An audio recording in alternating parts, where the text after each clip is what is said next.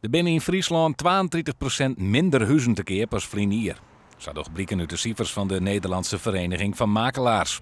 De vraag is daarna, en daarmee staat de wenningmerk in heel Nederland onder druk.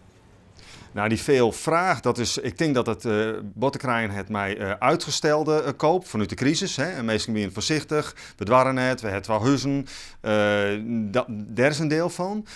Die komen nou op de merken van, ja, nou hebben we weer een baan, we hebben vertrouwen, dus we hebben een keepje. Meestal weten duidelijker weer wat ze willen, dus die maken meidje sneller nou de keus. Voor starters is het nou wel heel dreig worden om een geschikte wenning te vinden.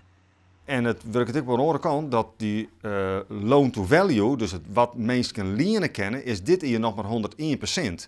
Dus starters die hebben weinig eigen yield en die het dus moeite om die kosten te financieren. Oorzaak koers de kosten meenemen, nou nog maar 101%, volgend jaar 100%.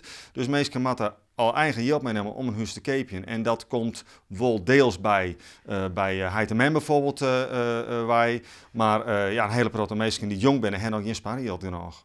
Een keper kan in Friesland nou gemiddeld nog kiezen uit zo'n 1,1 wenning. Dat is meer dan het Nederlands gemiddelde. Een van die huizen is van Frits Riepma in de Leeuwerikstraat in Ljouwert. Nou, het krijgt een dikke week te keer.